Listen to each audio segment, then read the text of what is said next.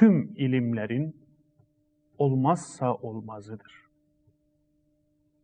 Onun için eskilerin eskimez bir sözü vardır. Usulsüzlük usulsüzlüktendir. Yani vasıl olamayış, amaca ulaşamamak, usul bilememekten dolayıdır. O sebeple bir ilim olabilmesi için bir disiplin, müstakil bir disiplin olabilmesi için bir metodolojiye ihtiyaç duyar. Aslında yöntem, metot bir sünnetullah'tır. Sünnetullah da Allah'ın yöntemi değil midir? Yöntemsiz başarı düşünülemez.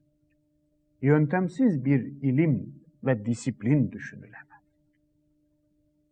Hele bu ilim, Kur'an'ı anlamanın ilmi olan tefsir gibi önemli bir ilimse, böyle bir ilmin yöntemi, metodolojisi olmasın.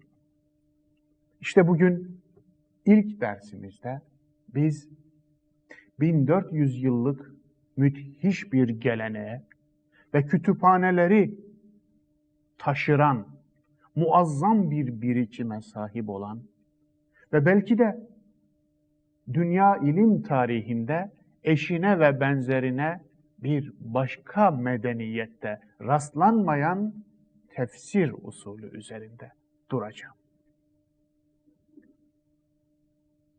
Varlık kategorileri İslam ilahiyatında 3 ana başlık altında değerlendirilir. 1. Zorunlu varlık. 2. Mümkün varlık. 3. Muhal varlık. Zorunlu varlık, vacip varlık Allah'tır. Yaratıcıdır. Onun varlığı bir başkasının varlığına mebni değildir.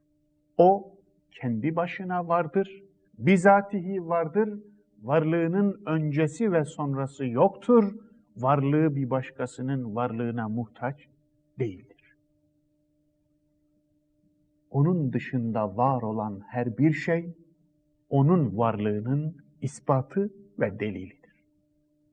Onun içindir ki, Kur'an'da spesifik olarak hiçbir ayet bulamazsınız Allah'ın varlığını ispat eden. Çünkü Allah'ın varlığını inkar, ilahiyatın konusu değildir. Psikolojinin ve tıbbın konusudur. Çünkü bir ruh hastalığıdır. Böyle bir şey ancak klinik vaka olarak tedavi edilmelidir. Çünkü bir insan kendi varlığını inkar etmeden Allah'ın varlığını inkar edemez. Gerçi Allah'ın varlığını inkar edenler de inkar ettikleri Allah'ın yerine mutlaka peydahlanmış bir tanrı koymak zorunda kalıyorlar ve o tanrıya da tesadüf ismini veriyorlar.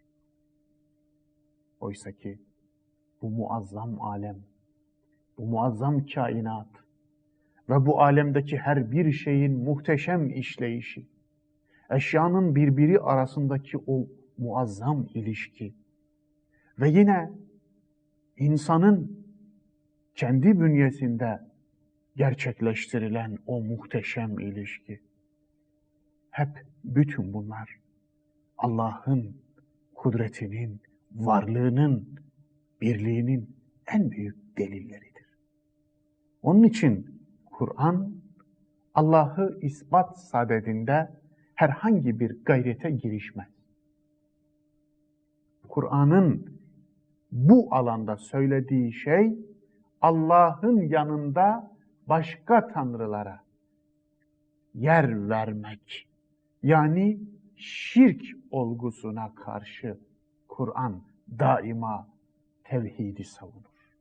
Yoksa Allah'ın bizatihi varlığını ispat için bir tek ayet gösterilemez. Çünkü bu lüzumsuzdur, gereksizdir. Onun için Kur'an'da İhlas suresi diye bildiğimiz Kul huvallahu ahad. Allah vardır diye başlamaz. Allah birdir diye başlar. Tektir diye başlar. Çünkü varlığı ispatı gerekmeyen bedihi bir hakikattir. Eğer varlık aleminde bir tek hakikat varsa o da Allah'ın varlığıdır. İkinci kategoride mümkün varlık yer alır. İnsan da işte bu kategori içinde değerlendirilir. Mümkün varlık, yani varlığı bir başka varlığa dayalı olan, varlığını bir başka varlığa borçlu olan varlık. İşte tüm mahlukat mümkün varlıktır. Çünkü kendi başına var değildir. Kendi başına var olamaz, kendi başına varlığını sürdüremeyecektir. Allah'a muhtaçtır. Bir başka zata muhtaçtır. Bir başka zat onu var etmiştir. Varlığını sürdürmesi için sürekli ona ihtiyaç duymaktadır. İşte onu mümkün varlık kılan da budur. İnsan mümkün varlık kategorisinin zirvesinde yer alır. Yani mahlukatın ekseninde insan, mevcudatın ekseninde Allah yer alır. Mevcudatın, tüm varlıkların ekseninde ve zirvesinde yer alan Allah, yaratıklarının en önünde de insanı koymuş ve onu şerefli bir varlık olarak yaratmıştır. Üçüncü varlık, yani aslında varsayım, muhal varlıktır. Yoktur. Yokluktur yani. Var kabul edilir. Niçin böyle bir üçüncü kategoriye ihtiyaç duyuldu derseniz İslam ilahiyatında, Halik ve mahlukun dışında bir alem yoktur. Eğer ille de bir şey var diyecekseniz o yokluktur. Yokluk karanlığa bedeldir. Varlık aydınlığa. Aydınlığın kaynağı vardır. Varlık aydınlığının kaynağı Allah'tır. Işığını Allah'tan alır. Allahu nurus semavati vel ard. Budur işte. Allah göklerin ve yerin nurudur. Ama onun karşısında karanlık yer alır. Karanlık aslında yoktur. Muhaldir. Farz-ı muhaldir. Işığın yokluğuna karanlık denir. Aydınlığın yokluğu halidir karanlık. Yoksa bizatihi kendi başına var değildir. Onun için de karanlığın kaynağı olmaz. İman ve tevhid aydınlığa, küfür ve şirk, batıl da karanlığa benzer. Bu varlık kategorileri açıklamasından sonra mümkün varlığın zirvesinde oturan insan, Allah'ın kendisine şuur verdiği bir varlıktır. Mevcudatın ekseni olan Allah, mahlukatın ekseni olan insana özel bir muamele yapmıştır. Onu yeryüzünde halife olarak seçmiş ve onunla konuşmuştur. Allah'ın insana verdiği o özel yeteneği biz Allah'ın bir ikramı olarak görüyoruz ve Kur'an da bize bunu böyle söylüyor. وَلَقَدْ كَرَّمْنَا بَنِي آدَمَ. Biz Ademoğluna, insanoğluna kat kat ikram ettik. Kerremna'nın anlamı kat kat ikram ettik. Peki Allah'ın insana olan kat kat ikramı nedir diye soracak olursak, bir, fıtrattır. Allah'ın insana ilk ikramı fıtrattır. Yani doğası, temiz doğası. Allah bu fıtratı Kur'an'da şöyle vurgular. Fıtratallahilleti fataran nase aleyha. İnsanları üzerinde yarattığı fıtrat Allah'ın fıtratı. Yani temiz bir fıtrat, pak bir doğa. İşte Allah'ın insana ikramı, ilk ikramı bu temiz fıtrat, yani temiz vicdandır. Eğer başka bir ikramı olmasaydı, insan doğruyu yanlıştan bu temiz fıtrat ve vicdan sayesinde ayırması gerekirdi. Ama Allah ikramını bununla da sınırlı tutmayıp, bunun üzerine ikinci bir ikram daha etti ve insana duyuları ve şuuru verdi. İnsan şuurlu bir varlıktır. Duyularını şuurlu bir biçimde kullanan tek varlıktır. Onun için de insanı diğer canlılardan ayıran şuurudur. Bir fare için peynir peynirdir. Ama bir insan için peynir peynir değildir sadece. Onun için bir fare peynirin nerede olduğuna bakmaz. Tuzağa onun için yakalanır. İnsan fare gibi görmez peyniri. Sadece peyniri değil, peynirin altındaki tuzağı da görür.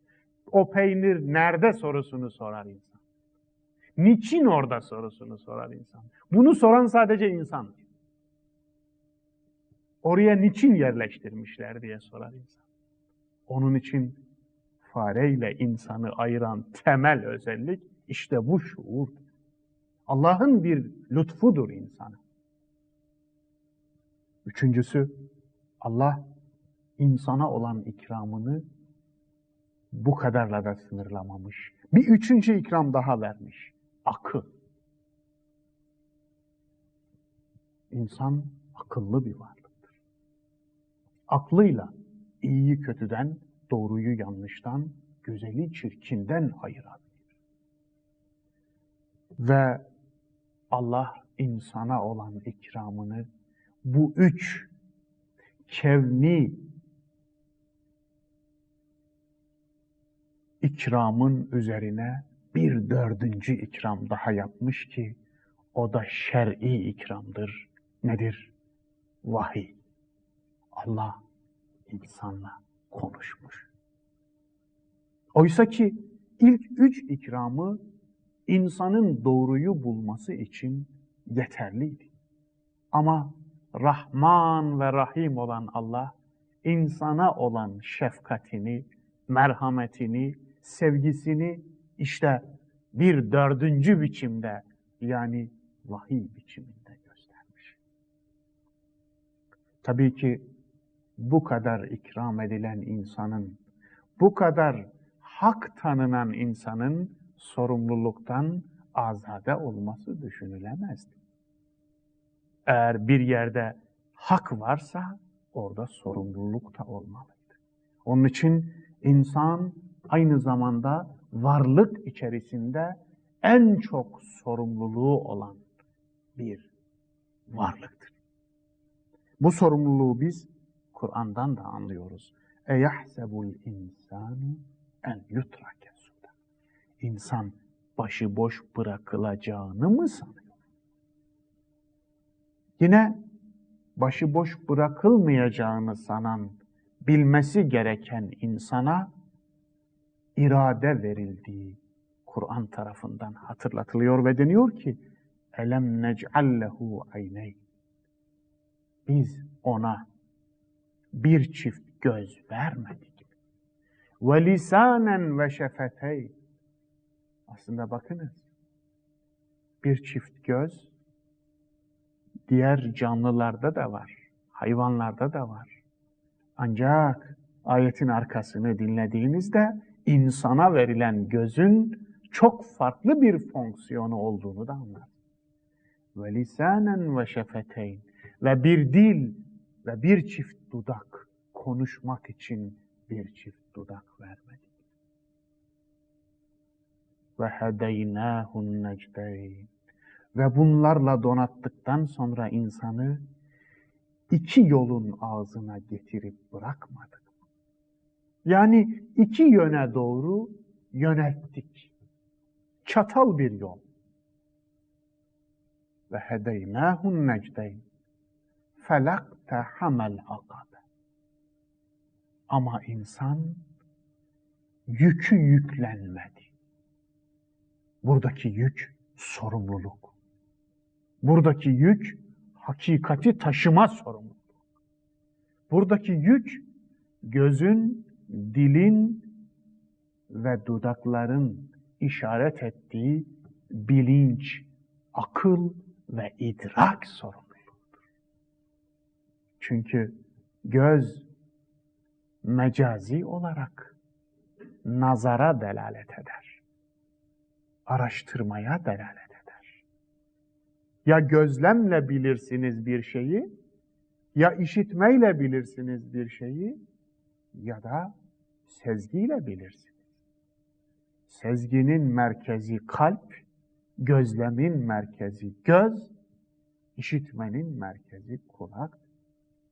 İşte bu noktada Kur'an bize verilen bu hassaları hatırlatarak bizim sorumluluğumuzun ne kadar büyük olduğunu söylüyor. İnsan yine bu başka ayette imma şakiran ve imma kefura. İki yolun ağzına bıraktık insanı. Ya küfreder ya şükreder. Ya iman eder ya da inkar eder.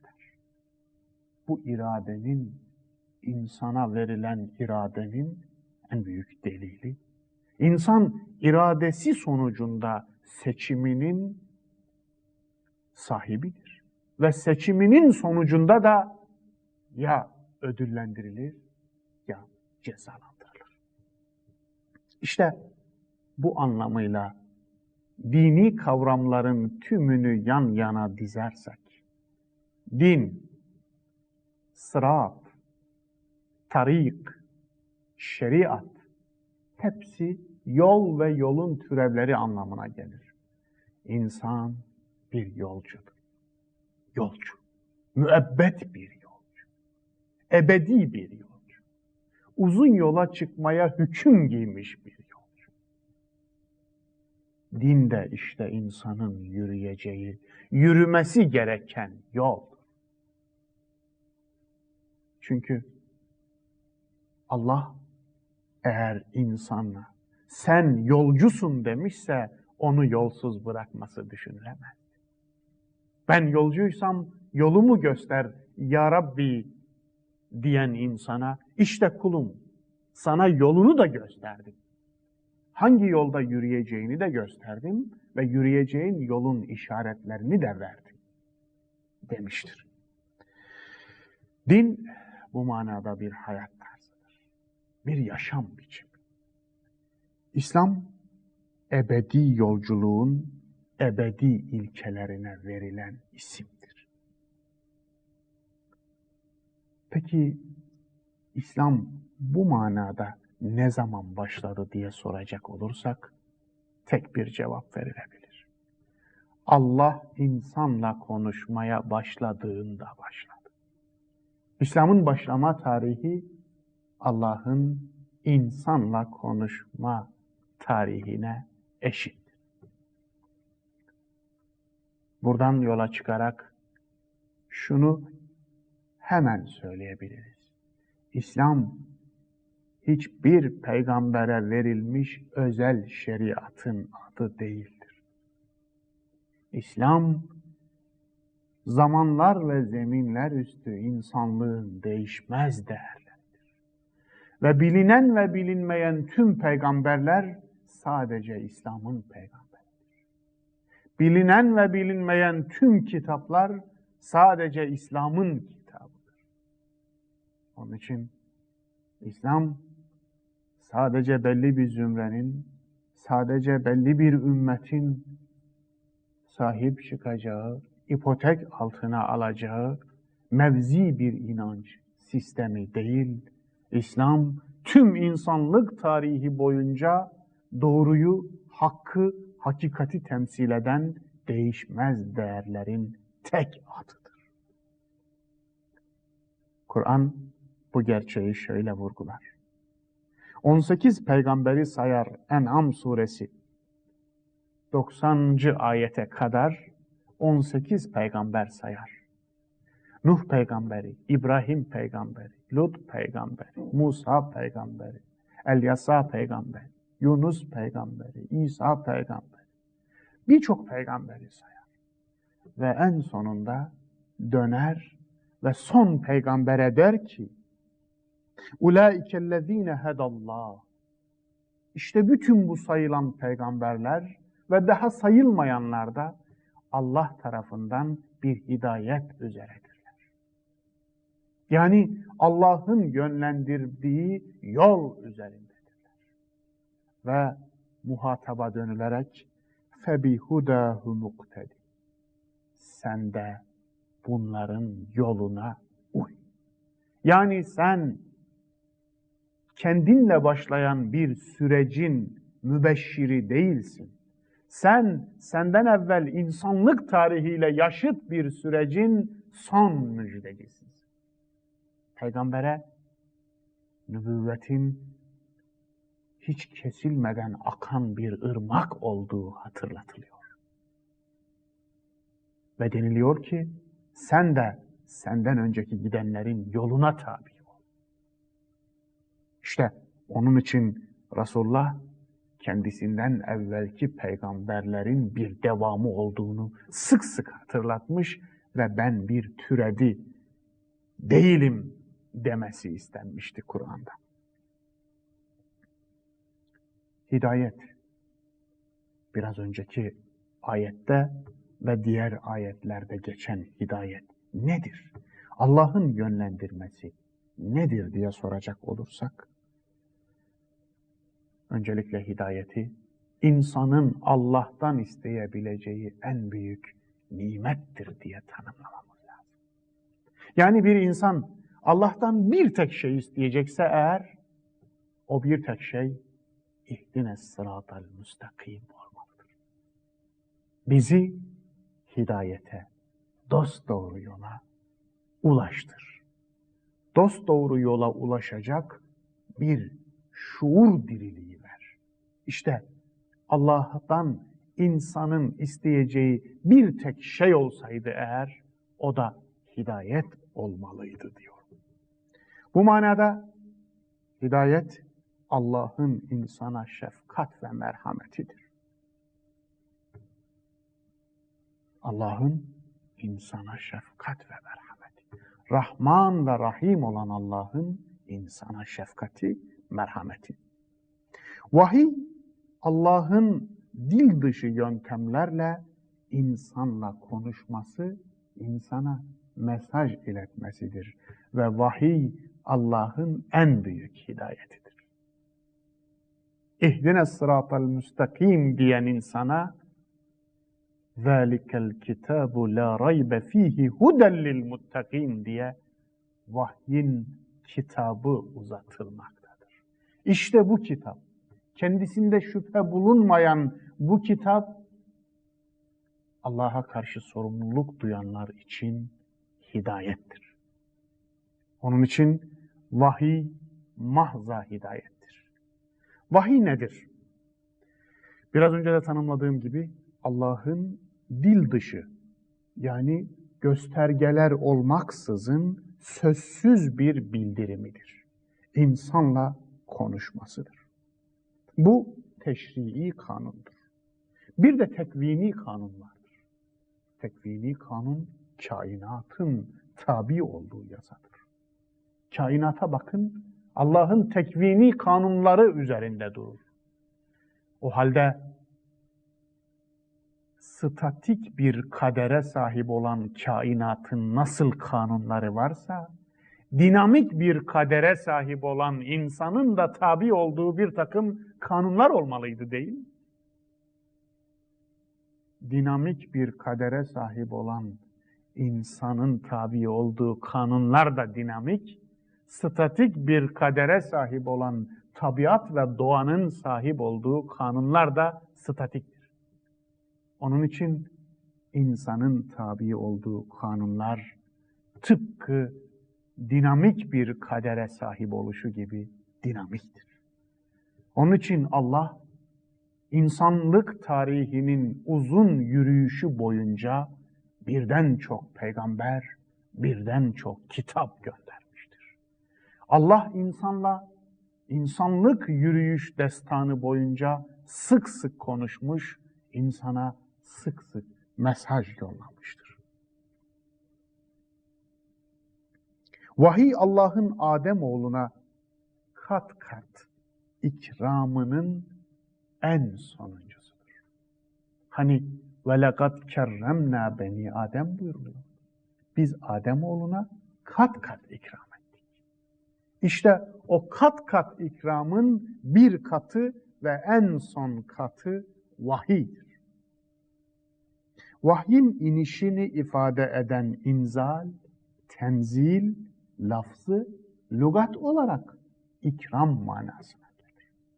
Onun için Araplar misafire ikram ettikleri yemeğe nüzul derler. İlginç. Onun için görüyorsunuz. Kur'an'da biz bir şeyi indirdik, inzal ettik ifadesi geçtiği yerde siz bundan insana ikram ettik, insana hediye ettik, insana lütfettik anlamını çıkarmalısınız. O nedenle Kur'an'da inzal, tenzil ifadeleri demir için kullanılır. Demiri indirdik. Hayvan için kullanılır. 8 çift hayvan indirdik. Su için kullanılır.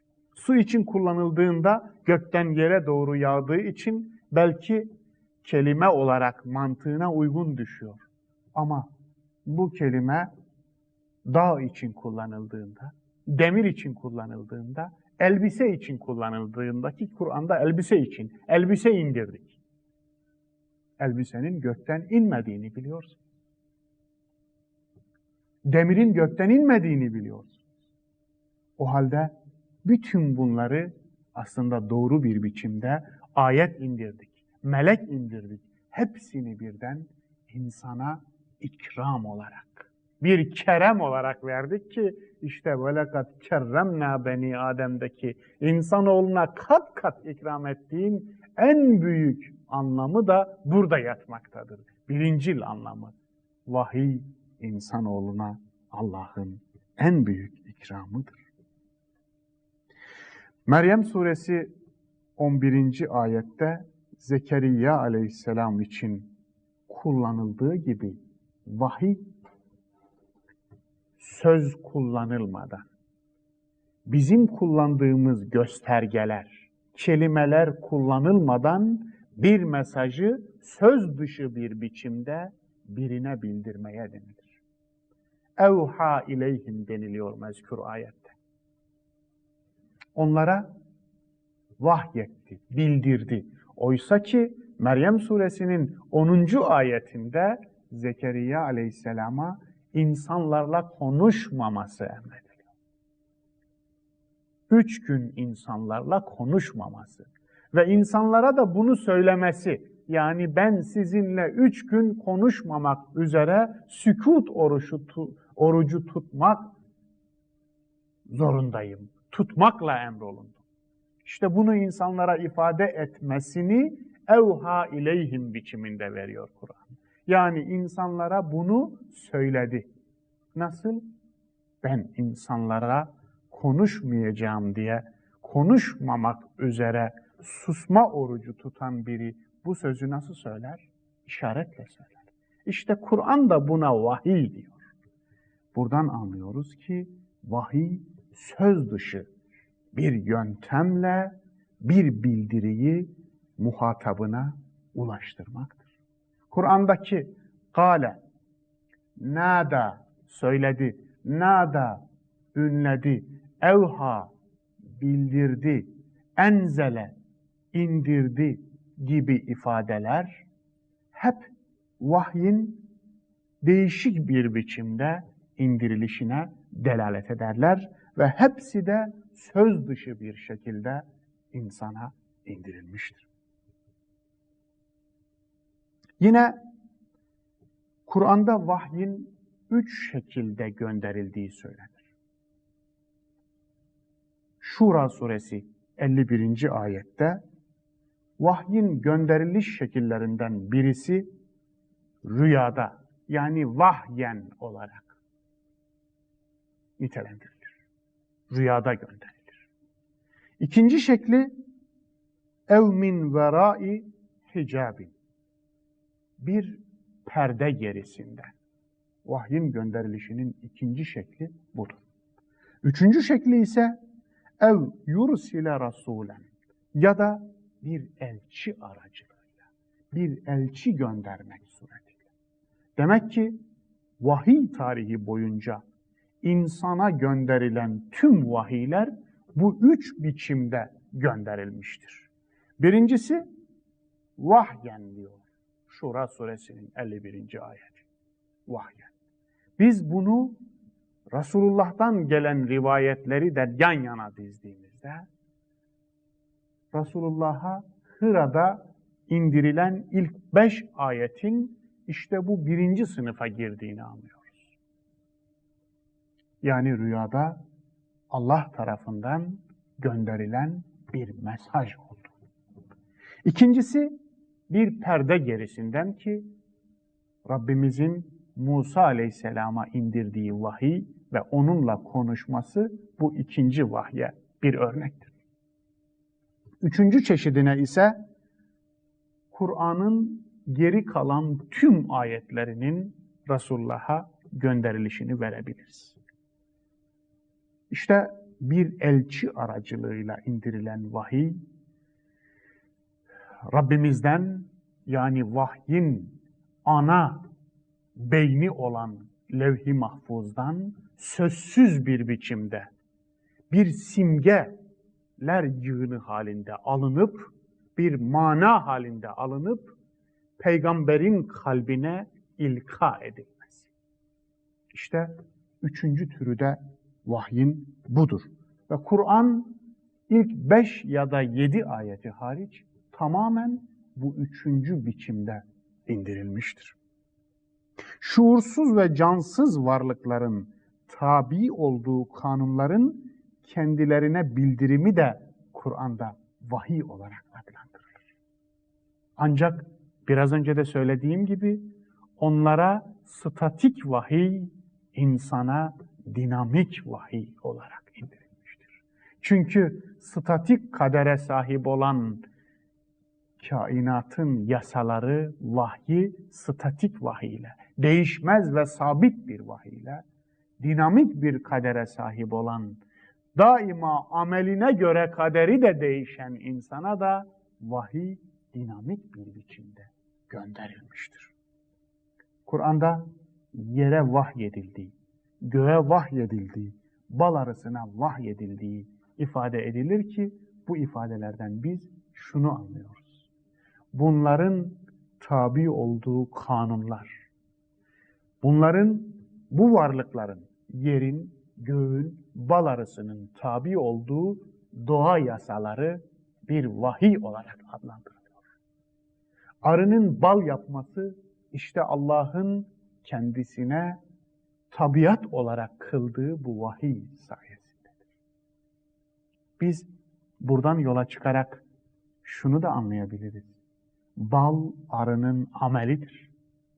Kendisine kanun kılınan vahiy sayesinde o vahyi arı bala döndürmektedir. Ve insana da arı örnek gösterilmektedir. Bakınız, şuurlu bir varlık kendisine statik bir vahiy gönderiliyor ve bu vahyi bala çeviriyor. Yani itiraz etmiyor, görevini yapıyor. Ey insan, sen şuurlu bir varlık olduğun halde arı kadar dahi görevini yapmayacak mısın uyarısıdır adeta. Yine göklere ve yere vahyedilmesinden kasıt da budur.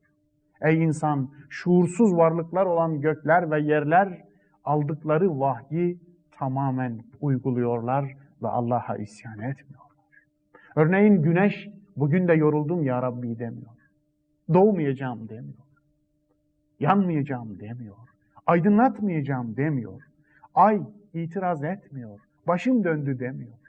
O halde ey insan, yerler ve gökler, Allah'ın statik vahyine muhatap olan yerler ve gökler bu vahye amade olmuşken sen Allah'ın şuur verdiği, irade verdiği, akıl verdiği, vicdan verdiği ve bir de dönüp konuştuğu bir varlık olarak, bu kadar ikramın muhatabı bir varlık olarak nasıl Allah'a isyan edersin denilmek istenmektedir. Vahyin de tanımını kısaca yaptıktan sonra şimdi vahyin son kitabı olan Kur'an'ın tanımı üzerinde durmak istiyorum. Kur'an nedir?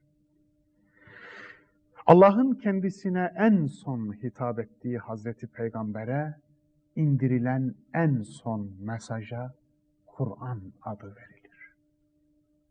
Kur'an, Melek Cebrail aracılığıyla peyderpey 23 senede yaklaşık Hz. Muhammed Aleyhisselam'ın kalbine indirilen ilahi mesajların tümüne verilen ortak isimdir.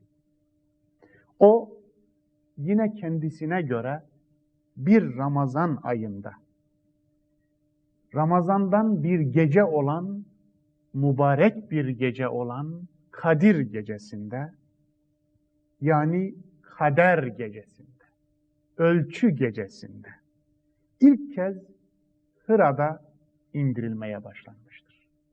Ve bu iniş yaklaşık 23 yıl sürmüştür. Kur'an, kelime anlamı olarak bir araya getirmek, toparlamak, telif etmek, söz dizmek anlamlarına gelir. Ki karane kökünden geldiği söylenir dilciler tarafından. İsmi mef'ul manasına mastardır. Okunan demektir. Yani sizin için Kur'an'ın Kur'an olması okunmasına bağlıdır. Okuyorsanız sizin de Kur'an'ınızdır. Okumayan için Kur'an değildir. Kur'an okumayanın Kur'an'ı değildir. Kara'e okumak anlamına gelir ikincil olarak. Okumak, yani anlamları yan yana dizmek. Kelimelerden anlamlı sözcükler üretmek. Kelimeleri yan yana dizerek bir anlam elde etmek. Ve bunu birbirini ayırmadan, kesintisiz yapmak anlamına gelir. Buradan yola çıkarak şunu söyleyebiliriz. Okumak sadece ne dediğini bilmeden okumak değil. Okumak, anlamak için okumaktır ki aynı kökten gelen istikra kelimesi okumak, anlamak, yaşamak ve hissetmek manalarına gelir. Aynı kökten gelir. Onun için de Kur'an işte bütün bu anlamları içerir. Okumak, anlamak, hissetmek ve hayata dökmek, yaşamak.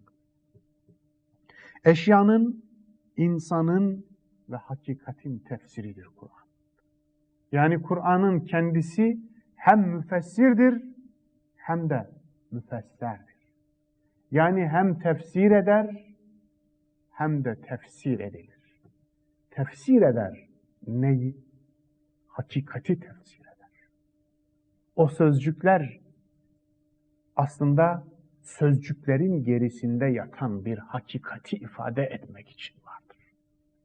Onun için Kur'an hakikatin, ebedi ve değişmez değerlerin bir tefsiridir. Kendisi bizatihi müfessirdir. Eşyayı tefsir eder, varlığı tefsir eder, mahlukatı tefsir eder. Ve hepsinden öte Allah'ı yaratıcıyı tefsir eder. Ve yine Kur'an müfesserdir, tefsir edilmiştir. Kur'an'ı ilk tefsir eden de yine Kur'an'ın sahibi olan Allah'tır. O Kur'an'da öyle buyurur. ثُمَّ اِنَّ عَلَيْنَا بَيَانَ.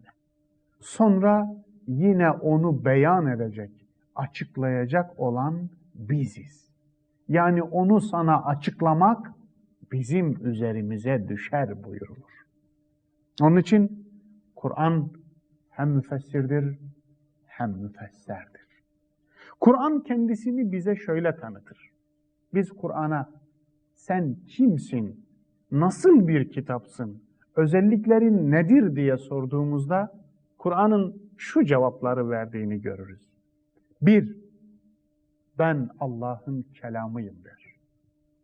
Bu Allah'ın dili demek değildir.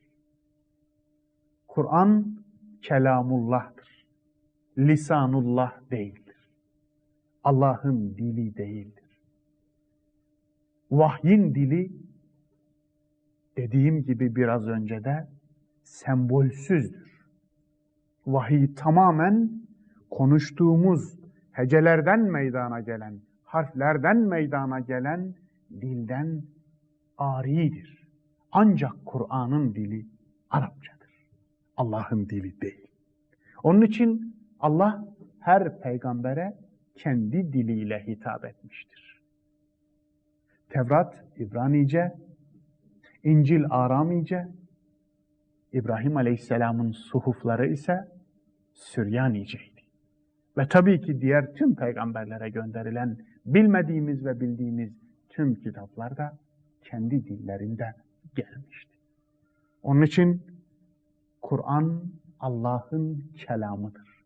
Onun manaları tamamıyla Allah'tandır. 2. Kur'an Arapça bir kitaptır. Kur'an'ın dili Arapçadır. Dil manadan ayrılamayacağı için, lafızlar anlamdan ayrı tutulamayacağı için Kur'an'ın Arapça olması da Kur'an'ın kendi beyanıyla tevkifidir, ilahidir. 3. Kur'an mütevatirdir. Yani bize kadar yalanlanması mümkün olmayan çok sayıda insanın kafasında, gönlünde, göğsünde ve yazılarında aktarılarak gelmiştir. İlk nesil Kur'an'ı sadırlarına yazıyordu. Daha sonraki nesiller satırlara yazarak bize kadar ulaştırdılar. Kur'an 1400 yıldan beri hem sadırlar tarafından göğüslerde, kalplerde, zihinlerde hem de satırlarda, kitaplarda bugüne kadar taşına gelmiştir. İlk indirilen ayetleri ashab-ı kiram bir müjde bekler gibi bekliyor. Ayet indiğinde birbirlerine sanki bir define bulmuş gibi müjdeliyorlar ve inen ayeti herkes tabiri caizse bir mücevher gibi yüreğinin en müstesna köşesine saklıyor ve oradan hayatına doğru dönüştürüyordu.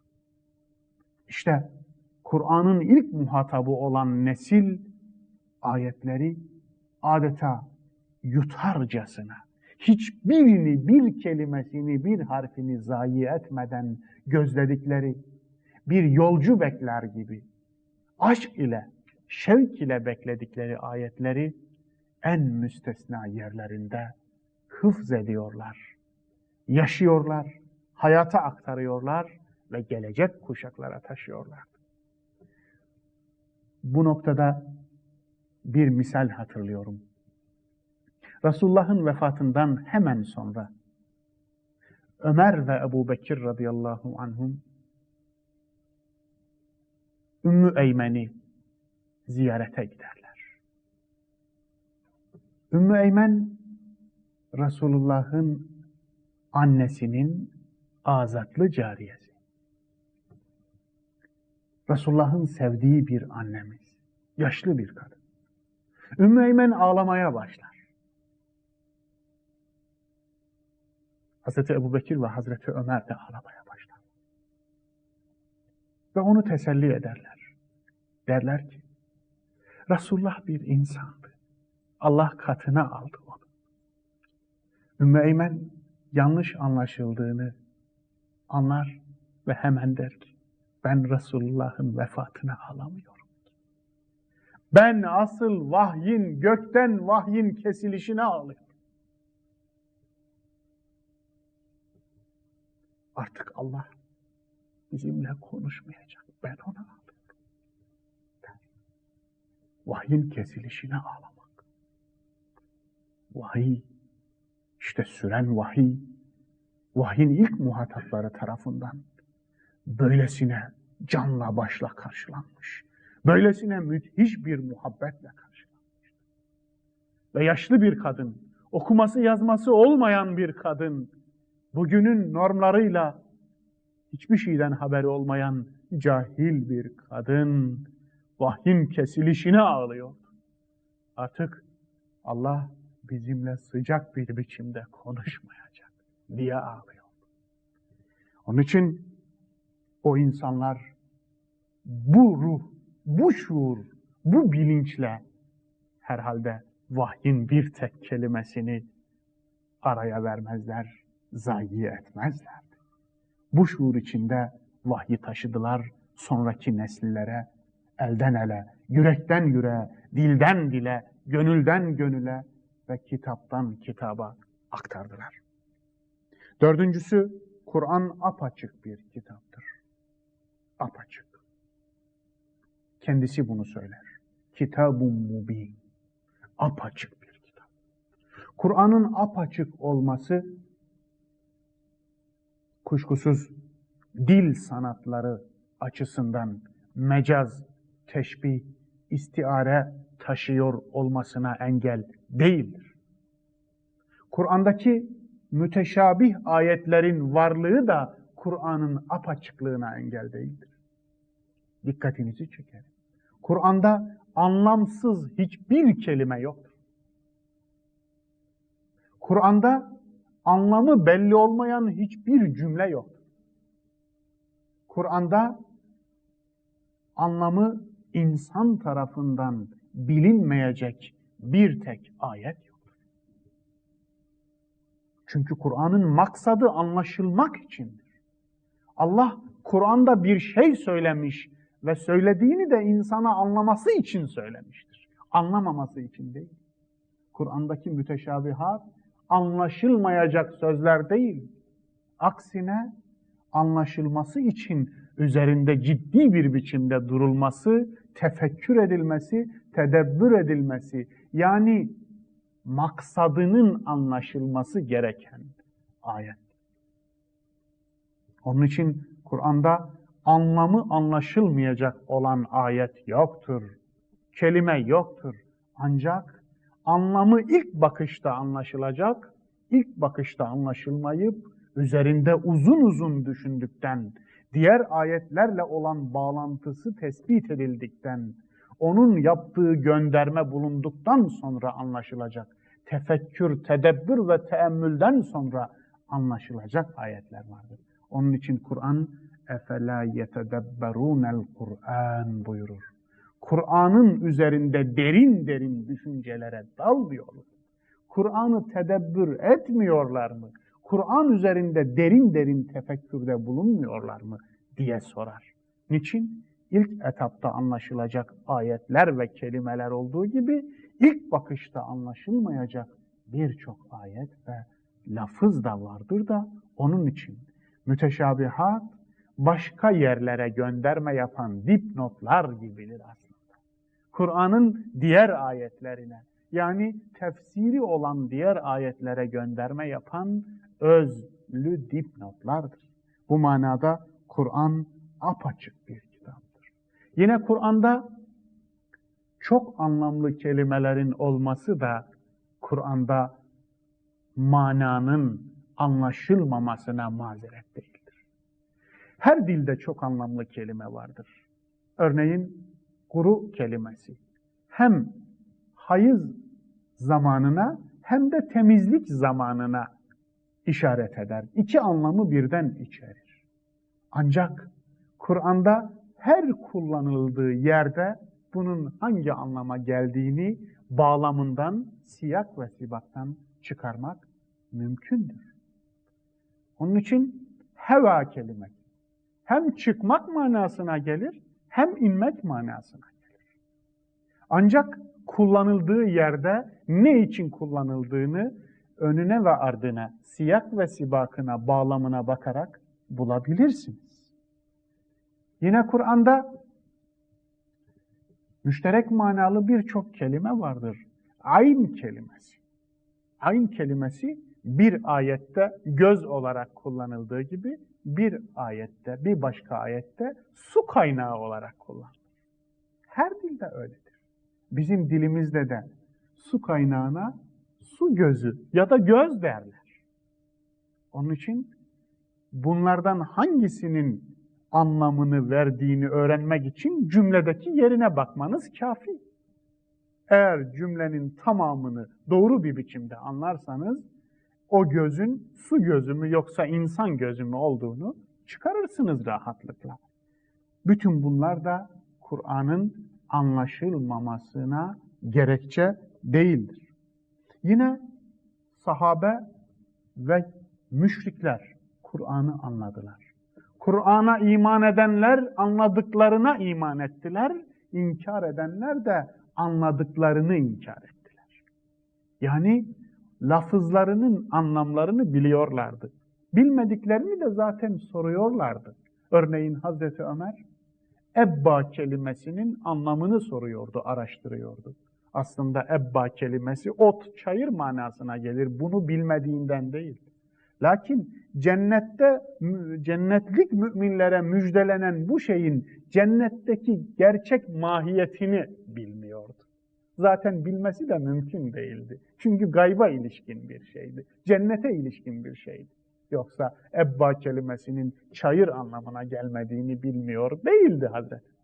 Lakin cennette yani çayırın nasıl müminlere müjdelenen bir nimet olacağı üzerinde duruyor. Herhalde farklı bir şey olsa gerek diyor. Ve hemen arkasından da bu tekellüftür. Eğer öğrenmemiz daha da açıklanması gerekseydi Kur'an bize açıklardı deyip geçiyor.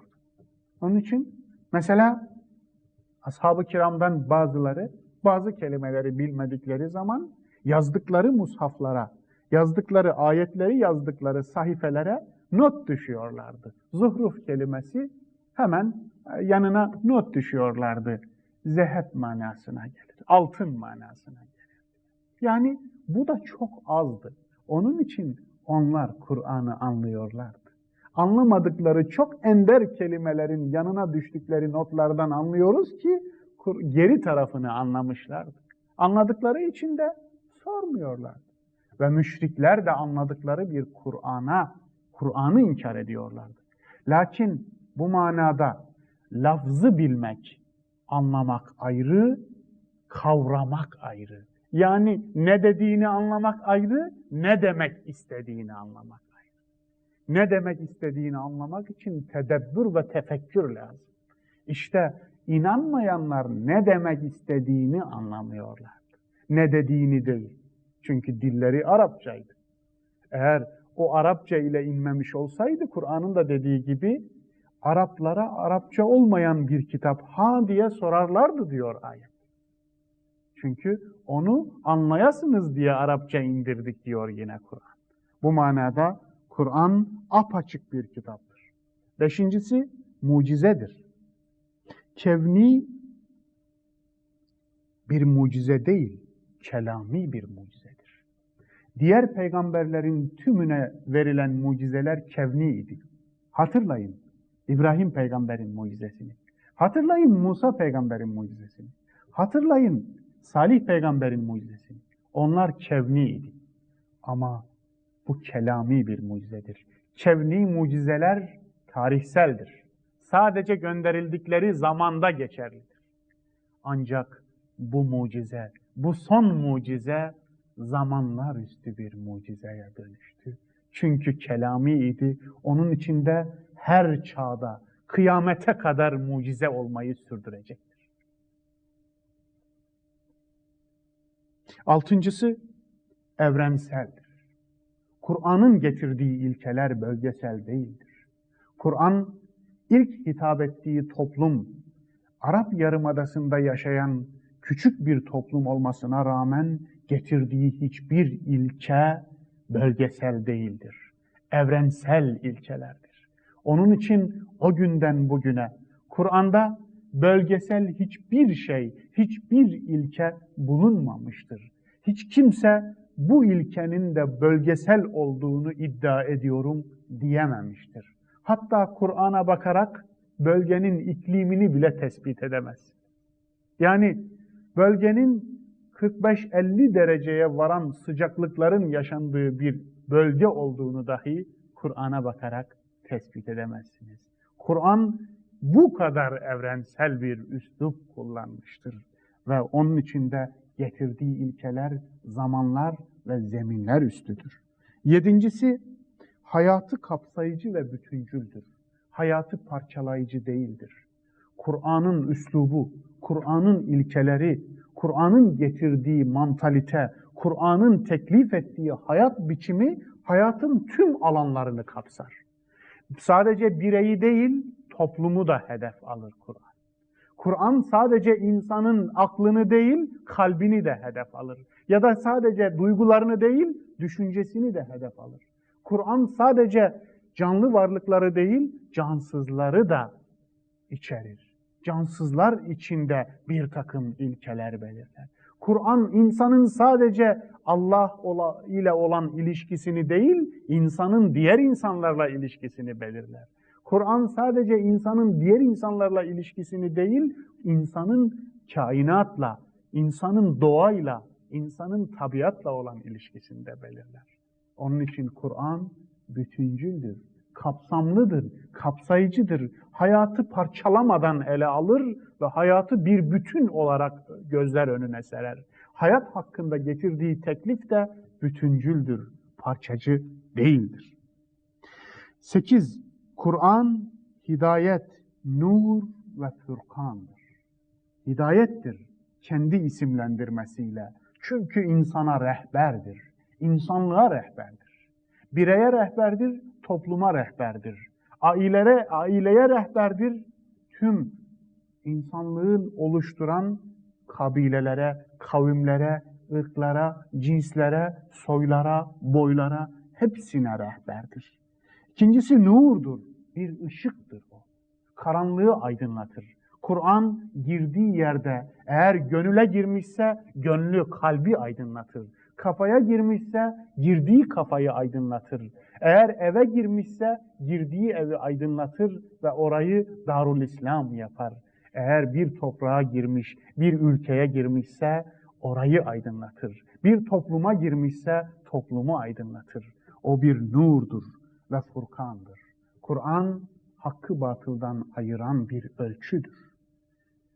Kur'an ölçüsüyle insanlar doğruyu eğriden, iyiyi kötüden, suçu sevaptan ayırabilirler.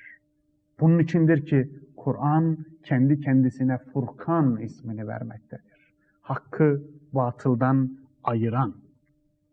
Dokuzuncusu ve sonuncusu, Kur'an tedricen indirilmiş bir kitaptır.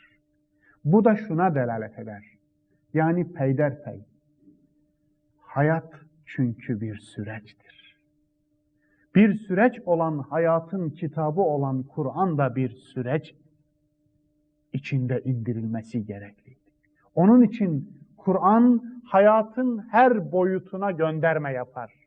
O bir tek celsede değil, 23 yıl boyunca peyderpey hayatın her bir alanında yaşanan tüm olayların üzerine indirilmiştir. O hayati bir kitaptır. Kitabi bir kitap değildir çünkü. Onun içinde o hayatın içine inmiştir. Hayata verilmiş bir cevaptır Kur'an. Kur'an sadece sorulara cevap değildir, sorunlara bir çözümdür. İşte bunun için peyderpey indirilmiştir. Kur'an'ı da tanımladıktan sonra şimdi asıl ilk dersimizin konusu olan tefsire geçmek istiyorum. Tefsir nedir peki? Tefsir kısaca anlama ve yorumlama faaliyetine verilen isimdir. Fessera ya da sefera kökünden geldiği söylenmiştir. Hangi kökten gelmiş olursa olsun bir şeyi açmak, kapalı bir şeyin üzerindeki perdeyi kaldırmak, gizli bir şeyi ortaya çıkarmak, bilinmeyen bir manayı bilinen hale getirmek anlamına gelir. Tevil ise tefsir kavramıyla yan yana kullanılan bir kavram olması hasebiyle onu da açıklamamız gerekiyor ki ilk müfessirler yaptıkları, meydana getirdikleri eserlere tefsir demezler, tevil derlerdi. Onun için Taberi de kendi kitabına tevil ismini koymuştu. Ancak tefsir ve tevil arasında fark var. Evl kökünden türemiş olan tevil, bir lafzın arkasında yatan maksadı anlamaya denilir. Buradan yola çıkarak tefsir bir kelimenin lafzıyla ilgilidir, tevil bir kelimenin maksadıyla ilgilidir diyoruz. Ve ileride yine bu konuya dönmek üzere bu konuyu tefsir ve tevil kelimelerini bu kadar açıklamakla yetiniyoruz. Kur'an dili Arapça olan bir dildir. Yani Kur'an Arapça bir metindir. Dolayısıyla bu metnin tabi olduğu bir dil vardır. Ve bu dil de dünya dillerinden biridir. Her dil gibi yaprağını döken, kelimelerini tazeleyen, başka dillerden kelime alan ve her dil gibi mecazı olan, istiaresi olan, söz sanatları olan bir dildir. Kur'an anlamlı ve anlaşılabilir bir metindir. Daha önce de vahiy bahsinde söylediğim gibi Kur'an sadece bir dilde indirilmiş değil, anlaşılabilir ve anlamı olan bir dilde indirilmiştir. Onun için içinde anlamsız olan bir tek ayet, anlaşılamayan bir tek kelime olduğu söylenemez. Çünkü Allah'ın muradına terstir.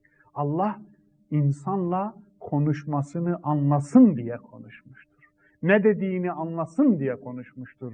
Eğer anlaşılmayacak bir söz söyleseydi Allah, o zaman üzerinde niçin düşünmüyorsunuz demez ve anlaşılmasını istemesi de teklifi mala yutak, yani güç yetirilemeyecek bir teklif olmuş olurdu. Eğer insandan Kur'an'ı anlaması, okunması, üzerinde düşünmesi ve yaşaması isteniyorsa bu kesinlikle Allah'ın insana son vahyi olan Kur'an'ın da anlaşılmasını gerektirir. Peki, önümüzde bir metin var. Bu metnin bir dili var. Ve bu dilde bilinen ve anlaşılan bir dil ise bir metin nasıl anlaşılabilir sorusu gündeme gelir. Biz bir metni nasıl anlayabiliriz? Bu soruyu cevaplandırmak için 4 soru sormamız lazım. Birincisi, kim konuşuyor? Yani metnin sahibi kim? Yazılı bir metinse kim yazdı? Sözlü bir hitap ise bunu kim söyledi? Kim söylüyor? Ki Kur'an bildiğiniz gibi önce sözlü bir metin olarak indirilmiştir. Yani indirilen bir sözdür. Daha sonra yazıya dökülmüştür. Onun için Kur'an öncelikle bir kavldir, sözdür bu manada. Kim söylüyor? Bu sorunun cevabı gayet net ve açık. Kur'an Allah'ın kelamıdır.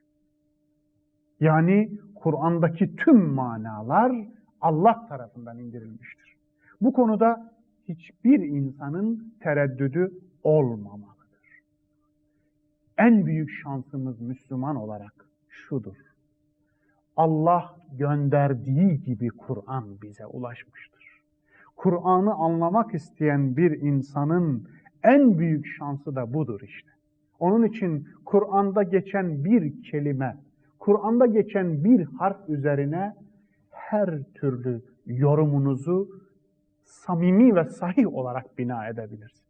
Niçin? Çünkü o indiği gibi bize gelmiştir. Bunda tereddüdümüz yoktur. Her türlü yorumu derken kesinlikle şunu demiş olmuyorum: siz aklınızdaki yorumu Kur'an'a adapte edin, yani Kur'an'a ne söylemek istiyorsanız onu söyletin. Zaten büyük problem de budur. Onun için ben öncelikle bu problemi def etmek gerektiğine inanıyor ve Müslümanların Kur'an'ı anlamamalarındaki en büyük nedenin de bu olduğunu düşünüyorum. Yani Kur'an'ın ne dediğini, Allah'ın maksadını ve meramını anlamak yerine anladığınızı Kur'an'a rapt etmek, Kur'an'a kendi düşüncenizi söyletmek. Bu değildir. Tefsir bu değildir. Tevil bu değildir. Onun için kim söylüyor sorusunu sormak ve gönül rahatlığıyla Allah söylüyor demek. İkincisi, ne söylüyor? Kim söylüyor sorusuna cevap verdikten sonra ikinci soracağınız soru bir metni, bir sözü anlamak için budur. Ne söylüyor? Tabii ki Allah'ın söylemesi başkasının söylemesine benzemez. Allah söylüyorsa insanın söylemesine benzemeyeceği için tüm duyargalarınızla kulak verirsiniz. Can kulağıyla dinlersiniz. Çünkü Allah'ın sözü can kulağıyla dinlenilmeyi hak eder. Can kulağınızı verdikten sonra ne söylüyor diye sorarsınız. Ne söylüyor? Ne söylüyor? Lafza delalet eder. Bu önemli. Çünkü anlam ve anlamanın işte karşılığı ne söylüyor sorusudur. Lafza delalet eder. Manası nedir? Söylediği sözün manası nedir?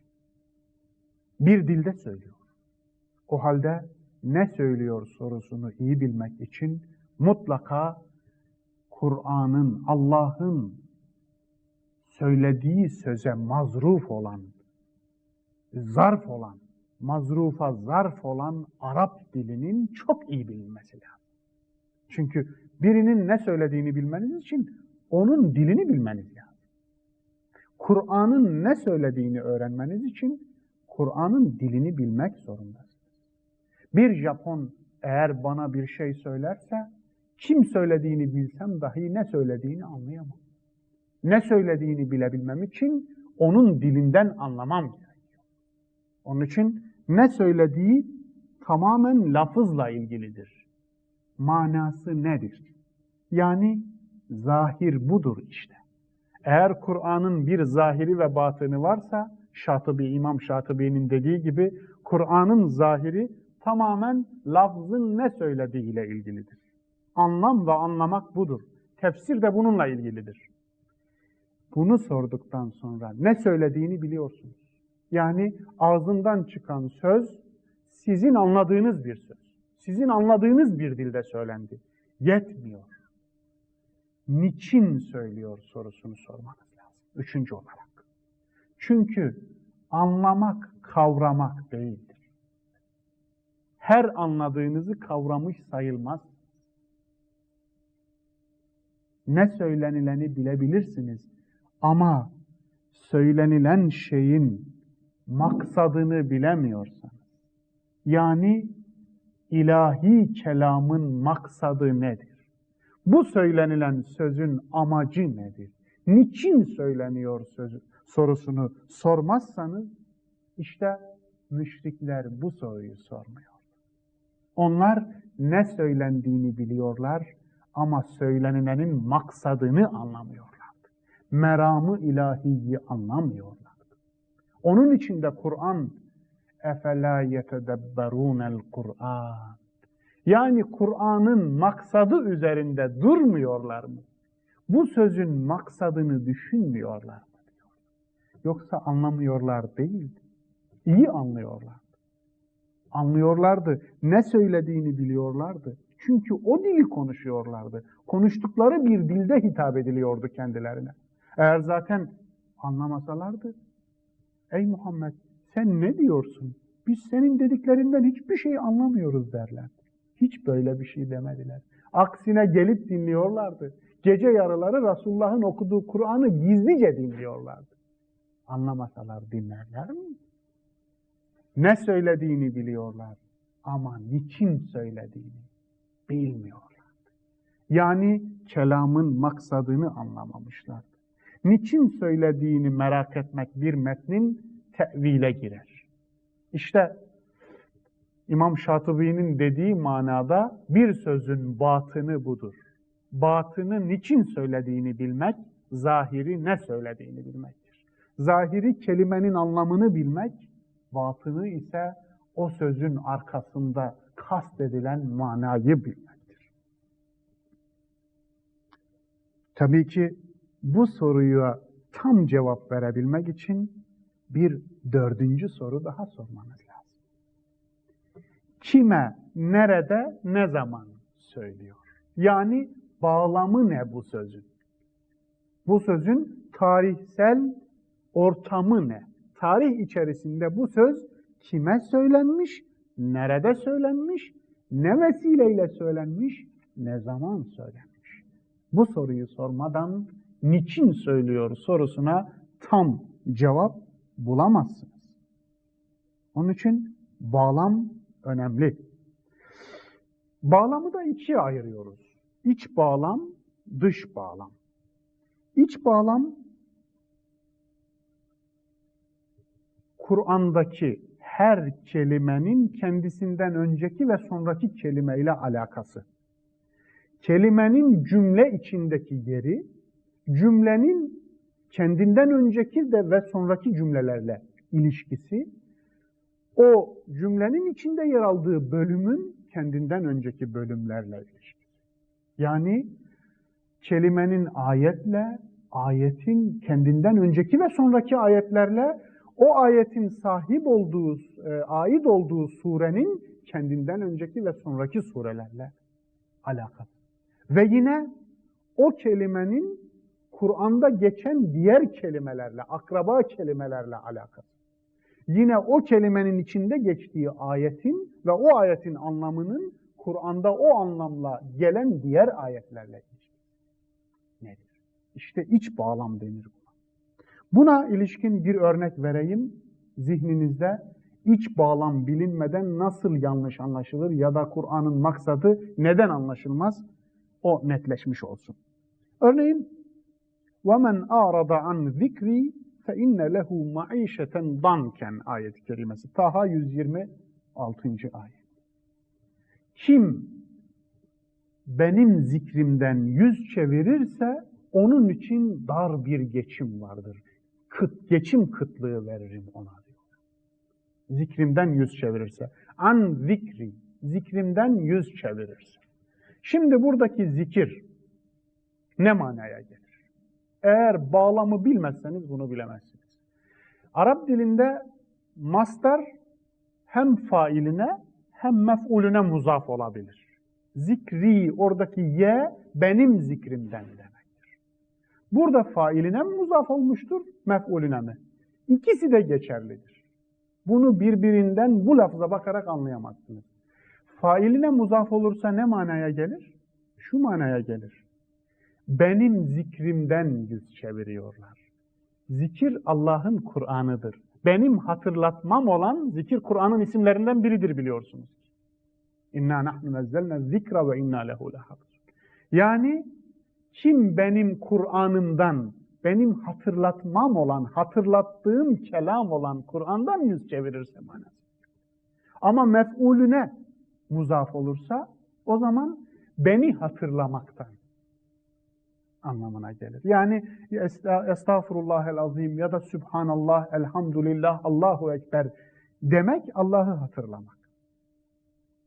İşte bunlardan yüz çevirirse manasına gelir. Bakın İkisi de çok ayrı bir mana. Çok farklı. Birinde mef'ul olarak Allah'ı hatırlamaktan, ikincisinde Allah'ın hatırlattığı Kur'an'dan yüz çevirmek anlamına geliyor. Peki nasıl bileceğiz? Bağlamına bakacağız. Hemen bir yukarıdaki ayete, bu 124. ayet, 123. ayete baktığınızda bunun Kur'an anlamına geldiğini anlayıveriyorsunuz. Çünkü 123. ayette Kur'an'dan bahsediliyor. İnsana Allah'ın gönderdiği vahiyden bahsediliyor. Anlıyorsunuz ki burada Allah'ın zikrinden yüz çevirmekten maksat Kur'an'dan yüz çevirmektir. Yine bir başka ayet, bir başka örnek vereyim. وَلِلْرِجَالِ عَلَيْهِنَّ دَرَجَةٌ Bakara 228. Şimdi burada diyor ki hemen bir üstteki cümle وَلَهُنَّ مِثْلُ الَّذ۪ي عَلَيْهِنَّ بِالْمَعْرُوفِ Kadınların erkekler üzerinde ne kadar hakkı varsa erkeklerin de kadınlar üzerinde o kadar. Yani birbirleri üzerindeki hakları eşit. Onların onlar üzerinde, onların da onlar üzerinde hakkı var. Ancak burada bir cümle geliyor hemen arkasından. وَلِلْرِجَالِ عَلَيْهِنَّ دَرَجَةٌ Erkeklerin kadınlar üzerinde bir derece fazla hakkı var. Şimdi bu ayetteki bu bir dereceyi anlayabilmeniz için o ayetin ne hakkında olduğunu unutmamanız lazım.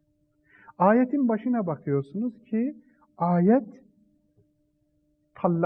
mutallakattan bahsediyor. Yani boşanmış kadınlardan. Yani boşama ile ilgili bir ayetle karşı karşıyasınız. O halde bu derecenin ne olduğunu hemen anlıyorsunuz. Hamile ise o boşanan kadın, boşanmak üzere olan kadın, rahminde kocasıyla müşterek bir değeri taşıyor. Ortaklaşa bir değerleri var ve onu da kendisi taşıyor. Kocası işte o boşamak üzere olan kadın üzerinde bir hakkı var. Çünkü o ondan bir değeri taşıyor. Ortaklaşa bir varlıkları var. Onun için de boşama konusunda kocası son sözü söyleme, eğer o kadın 3 ay geçmeden bir karar verecekse, bu kararda kocasının kendisini boşamış olan kocasının vazgeçmesi halinde kocasına dönme hakkını kullanırken kocasını tercih etmesi isteniyor. Yani öncelik sırasını eski kocasına, ilk kocasına vermesi.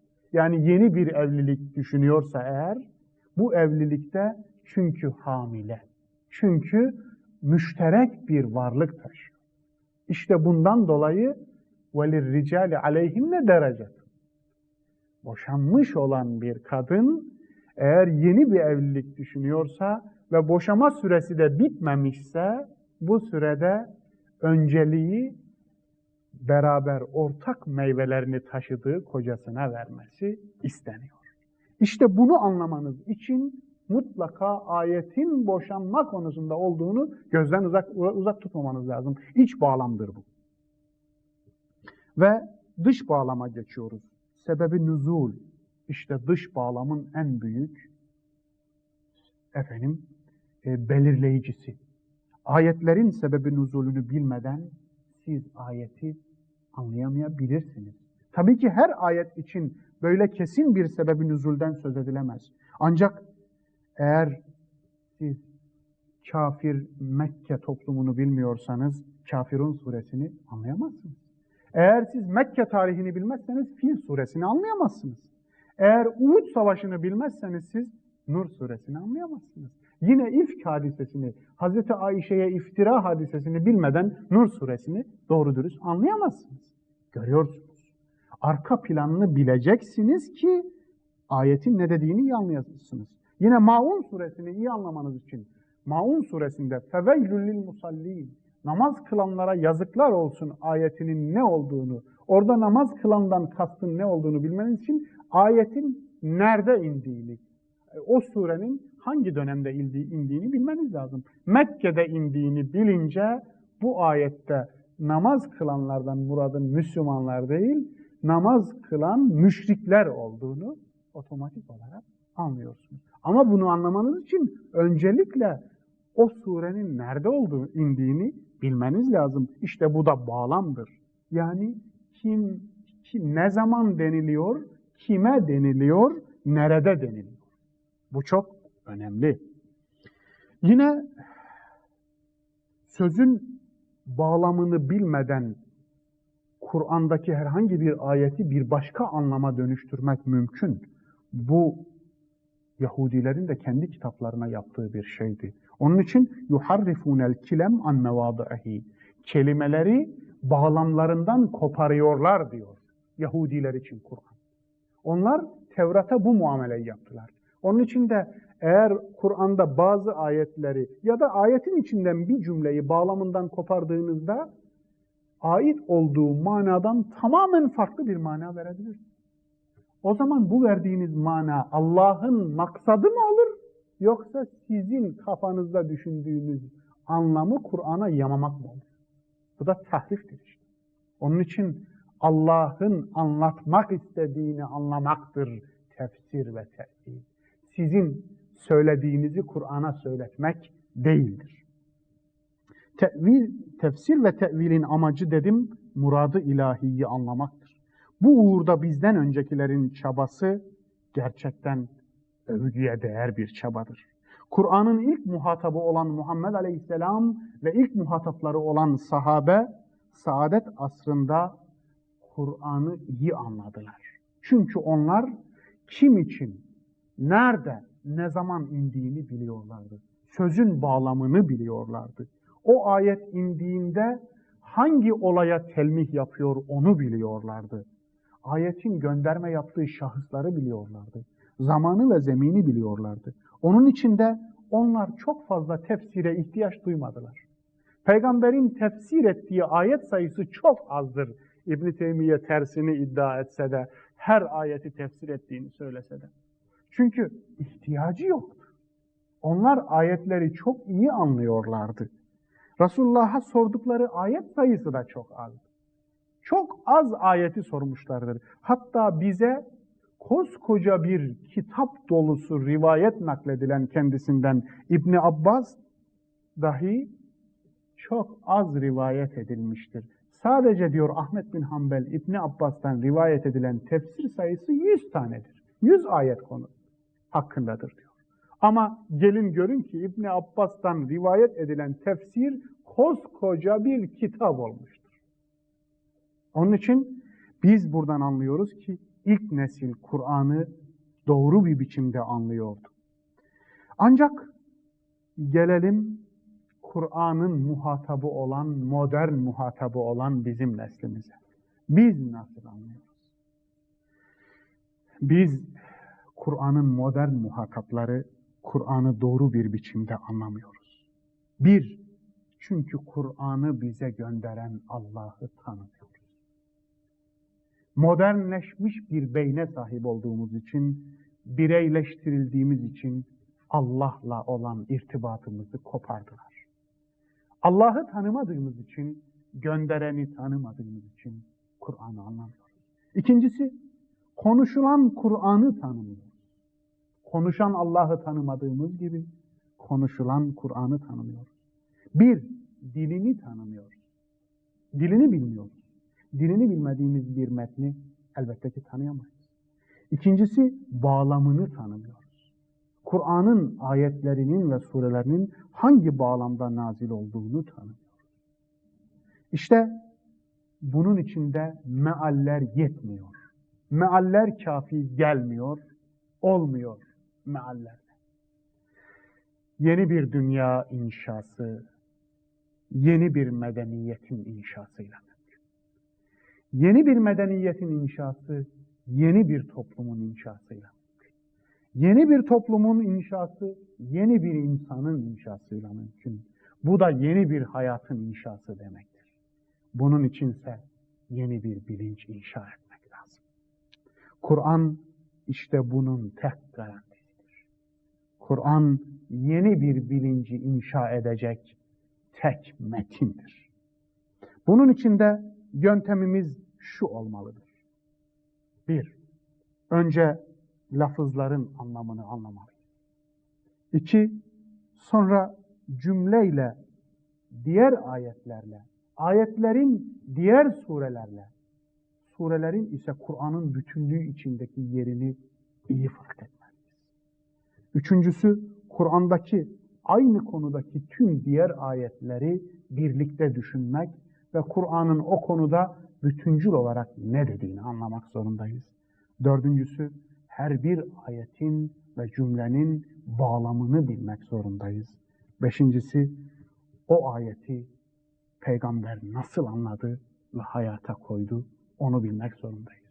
İnşallah biz bundan böyle tefsirimizi işte bu açıkladığımız ilkeler üzerine bina edecek ve Kur'an'ı birlikte bu ilkelerden yola çıkarak yeniden ayetleri Allah'ın söylediği maksada mebni olarak bizim söylettiğimiz değil, Allah'ın söylediği anlam.